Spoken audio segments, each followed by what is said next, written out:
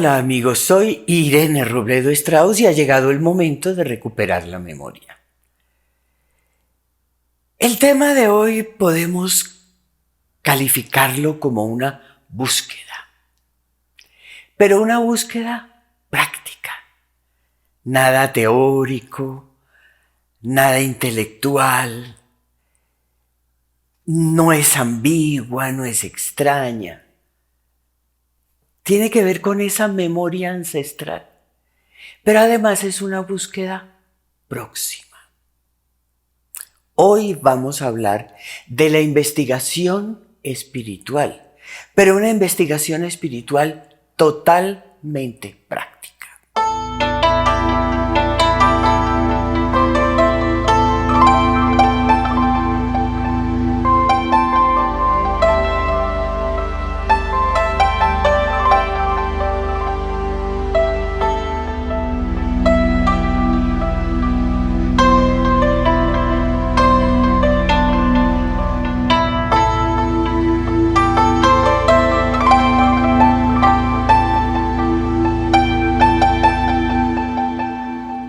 Es el conocimiento espiritual que como humanidad cada uno de nosotros necesitamos ya. Y tiene que ser esa búsqueda y ese encuentro con ese conocimiento. Tiene que ser muy libre de fanatismos, muy libre de tendencias religiosas. Es más, una reflexión profunda, un pensamiento muy responsable. Y aquí ocurre algo muy particular con todos nosotros.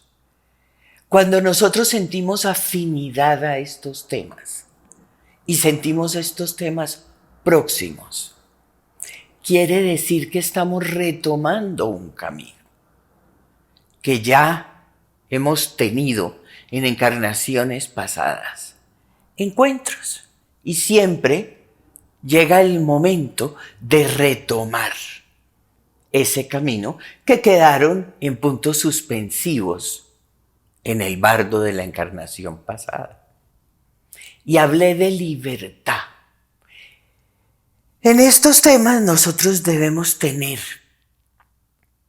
una visión mucho más profunda, libre, tener esa ansiedad, ese interés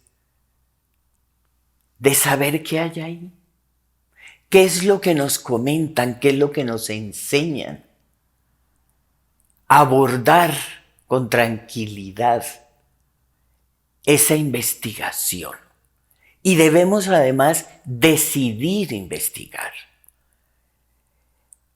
Por otro lado, en el camino espiritual, y es una regla, nosotros no debemos convencer a nadie.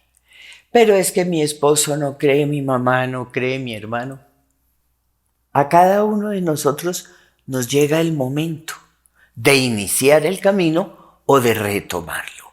Aquí no se trata de convencer a nadie, ni de adoctrinar a nadie. Ahora, estamos hablando de investigación espiritual totalmente práctica.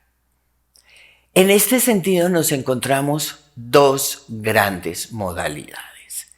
¿Cuál es la primera? Existen evidencias, existen situaciones, escritos, inclusive ruinas, monumentos, que corroboran una verdad, que corroboran ese conocimiento ancestral, esa memoria, ese camino espiritual, pero que son difíciles por la traducción, por el idioma viejo, por la pérdida ya de los eruditos. Entonces, corroboran una verdad, pero que son difíciles. Y existe la otra modalidad, que es lo que sí está a la mano de todos nosotros. las que enseñan y que han sido estudiadas por maestros y que nos dejaron eso, que fueron traducidos de determinado idioma al inglés y después al español. Entonces existen y están ahí. De esos templos o de esas ruinas o de esos sitios que corroboran, tengo que mencionar a Angkor, a los mayas, a Egipto, todos esos templos en la ribera del Nilo. Inclusive hay que mencionar los apócrifos, que son muy, muy simbólicos, entonces son de una difícil lectura. Del otro lado, lo que es más sencillo, lo que sí podemos acceder, leer y comprender, están, por ejemplo, los Samhitas, los Upanishads, todo lo que tiene que ver con los Drávidas, que ellos estudian toda la ciencia de la energía. Investigación espiritual. En este sentido, nosotros sabemos que existe la base del yoga y la base de la alquimia. Pero la alquimia requiere un récord de estudio, de lenguaje, porque es difícil, es un poco complicado. Son la vía de la luz, con meditación, incluido transformación mental en el yoga. Y encontramos ese conocimiento en la Cábala, en todo el conocimiento de Egipto y de Sumer. Pero la simbología no es fácil. Es una información que está guardada muy en clave. Entonces encontramos esas tablillas, encontramos esos escritos en las paredes, en los templos, las estelas de piedra, todos los adornos, los techos, muchísimos sitios arqueológicos que están muy en ruinas, muy ya destruidos en pedazos, y muchas ruinas de viejas civilizaciones. Nada de esto es tan fácil. Esto todo corrobora, sustenta, pero ¿dónde está lo práctico? Vamos a hablar de los Yoga Sutras y vamos a hablar de los darshanas. Los darshanas son unos textos impresionantes que guardan todo el contenido del conocimiento del yoga. Y ese conocimiento del yoga es una sabiduría védica, es una sabiduría drávida, es un remanente de ese Tao y tiene una relación profunda con toda esa tradición espiritual de Asia, de China, de India, de Japón, de Corea, todo esa área. Y cuando hablamos de Yoga Sutras, hay que mencionar a un personaje fuera de este mundo. Y casi que todos los que voy a mencionar son fuera de este mundo. Patanjali.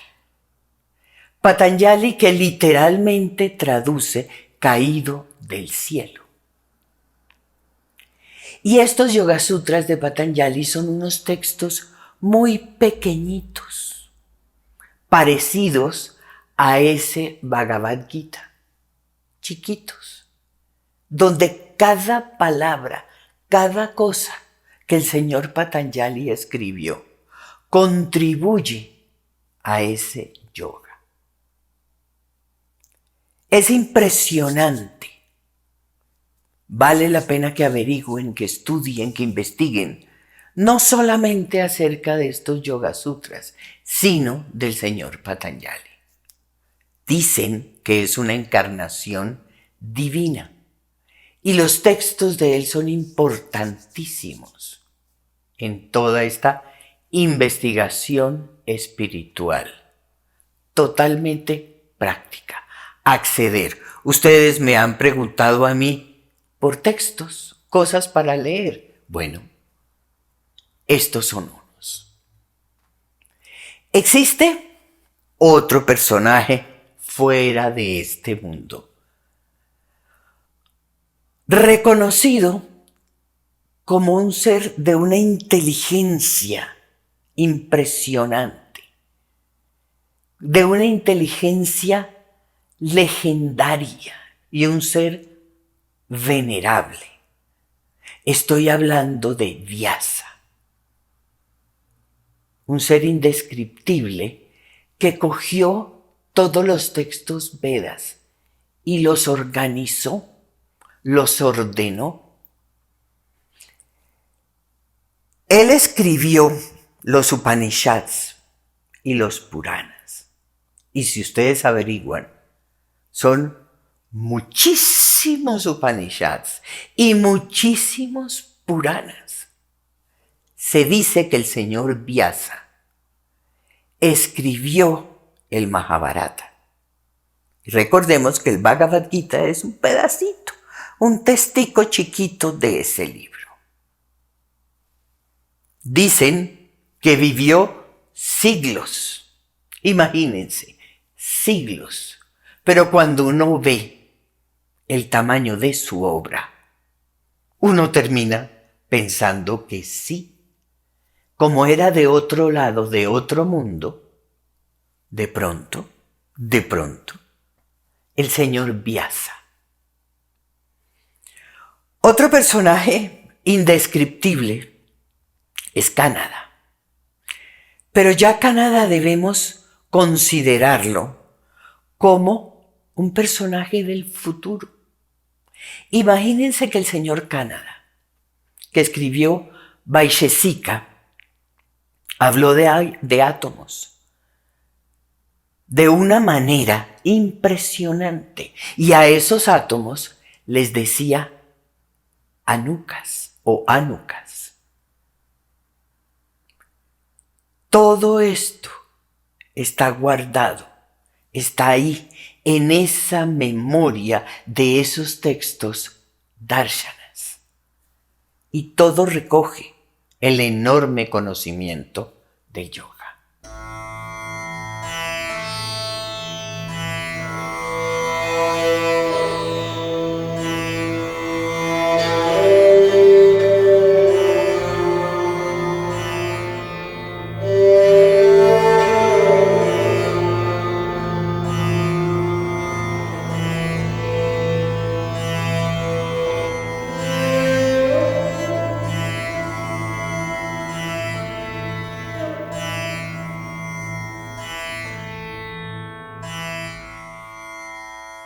Otro texto de esos darshanas es Mimamsa, escrito por el sabio, por el señor Jaimini, un ser fuera de este mundo, un ser fuera de lo común, con una escritura sumamente avanzada, donde habla particularmente del yoga y del dharma. Es un texto fundamental del yoga, que también ha sido mal interpretado. Y otro texto, Samkhya,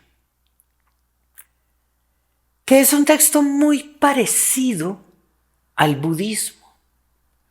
Es un texto que tiene clasificaciones mentales. Samkhya, escrito por Kapila Muni, un sabio gigante, enorme, espectacular, muy especial, con unos poderes increíbles,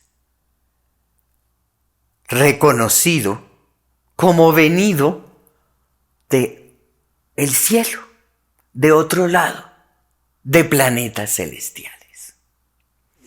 Todos son unos textos hermosísimos, hermosísimos, base todos de la sabiduría del yoga, de esa luz ascendida. Ahí estamos o encontramos ese Hatha Yoga que tiene relación con todas las posturas del cuerpo. Ashtanga, que son los 8 pasos de la ascensión de la luz. Bhakti, que es un yoga devocional que vale la pena estudiar porque no es la devoción tal cual como nosotros la entendemos. El Yoga Nidra, que es el yoga con todo el conocimiento del desdoblamiento. Veamos el Tao. El Tao para un personaje que accede a este conocimiento, para un neófito, es complicado, es difícil. Entonces, surge la pregunta en todos nosotros: ¿cómo vemos el Tao? ¿Qué hacemos con el Tao? Ya les hablé anteriormente de ese Qigong o ese Qigong que tiene toda la ciencia del Qi, de la energía. Y ahí estamos hablando y encontrándonos y reconociendo todos los ejercicios iluminados de la energía, el manejo de la energía. Ahí está. Y también les comenté que ese Qigong es el papá del Tai Chi, y ese Tai Chi es precisamente para el equilibrio del cuerpo. Y a su vez, el Tai Chi es el papá de las artes marciales, de todas esas artes marciales orientales, bellísimas y además muy convenientes para el ser humano. Y todo esto son remanentes de ese conocimiento, son remanentes del Tao. Ahora, está la otra vía. En esta investigación espiritual hay que hablar de la mente. También les he comentado de los toltecas, de los egipcios. Corroboran toda esta enseñanza, pero complicado de entender. Entonces, ¿dónde está? ¿Dónde hay esas fuentes de esa otra vía de transformación mental, de esa investigación totalmente práctica? Investigación espiritual totalmente práctica. Tenemos más de 2500 años de budismo. Todo, absolutamente todo ese canon palí, con sus 3 canastos, con su Tripitaka, es importante, incluido ese canasto que se llama de reglas monásticas. Porque se ha entendido que esas son normas para los monjes, para los que están en los templos, para los que están recluidos. Y resulta que no, que esas reglas tienen que ver con nosotros. Hay normas, hay reglas fundamentales de ética, de desarrollo, de manejo que son importantes.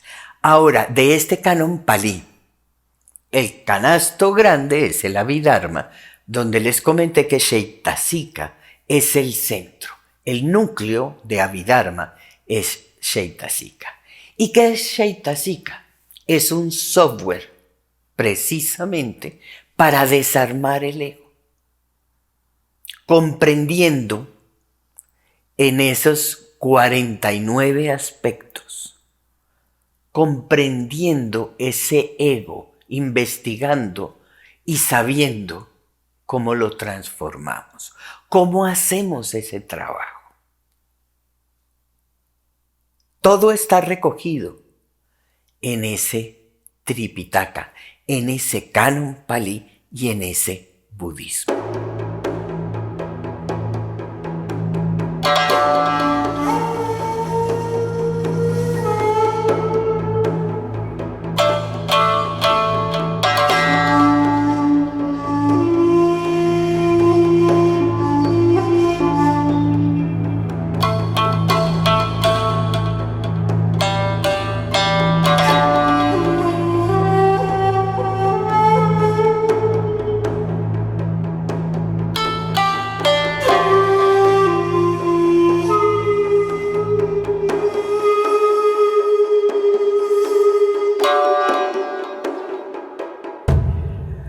Otros textos de la transformación mental es toda la enseñanza del señor Bodhidharma o Damo,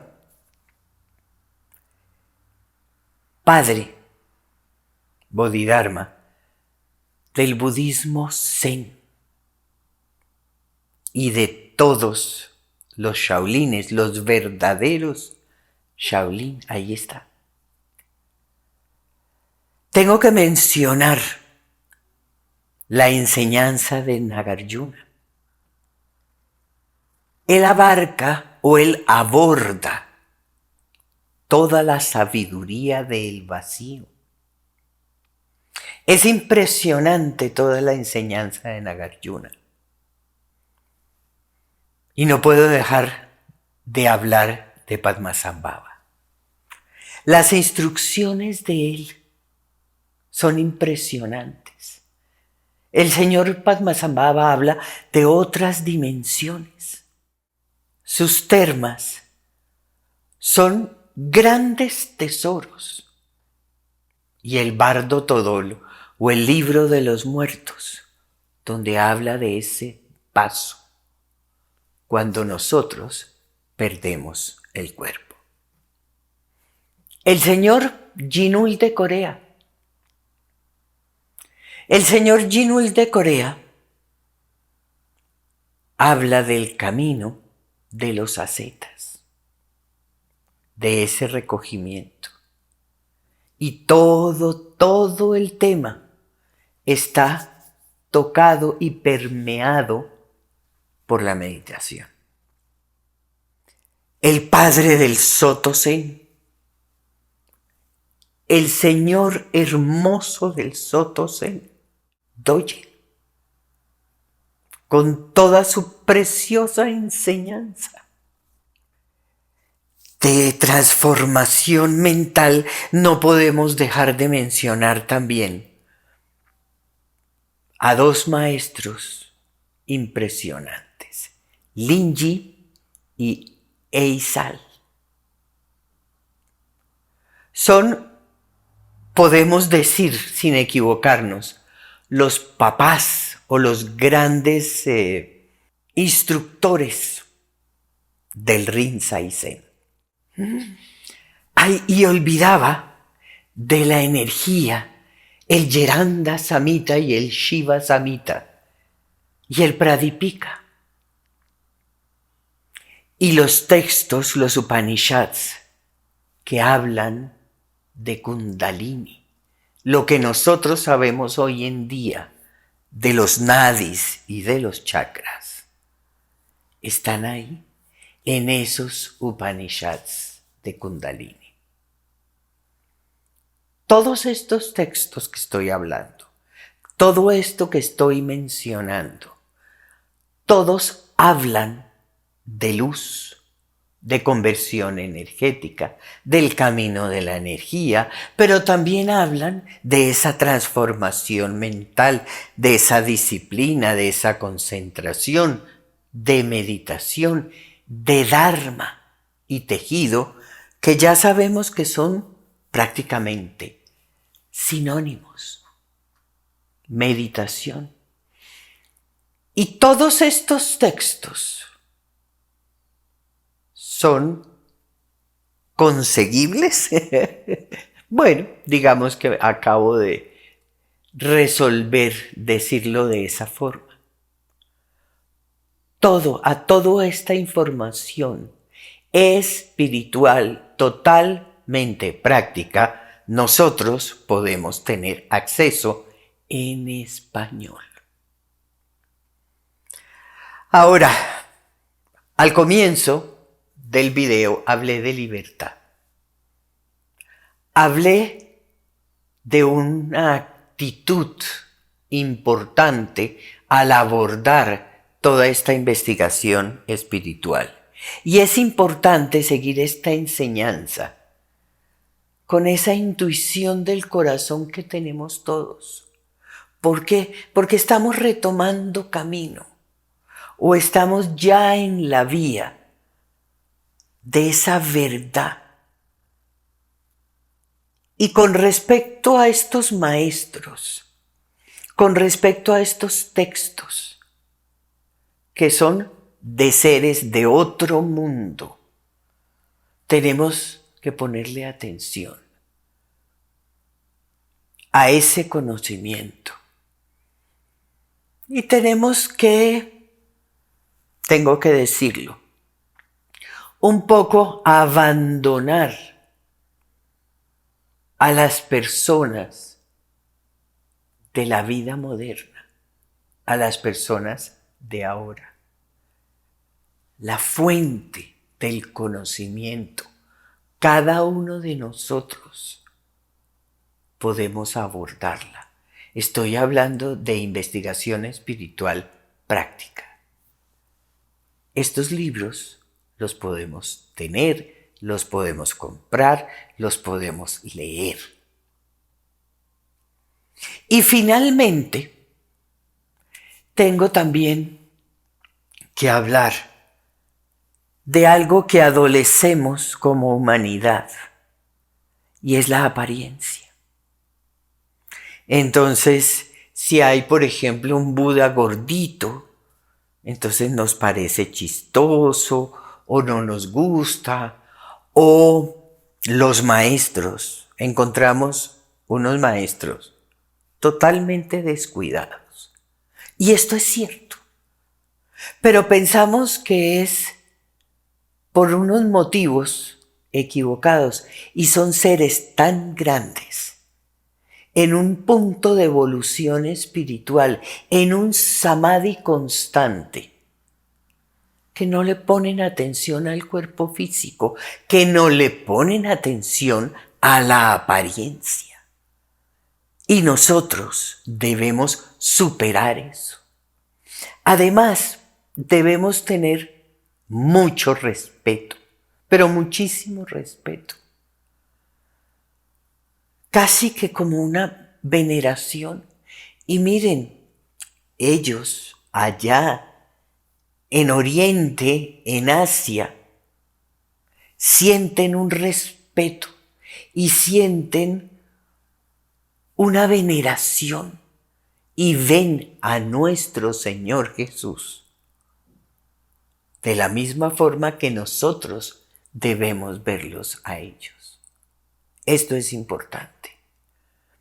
Yo sé que a veces estos personajes fuera de este mundo nos impactan y nos parecen extraños, raros.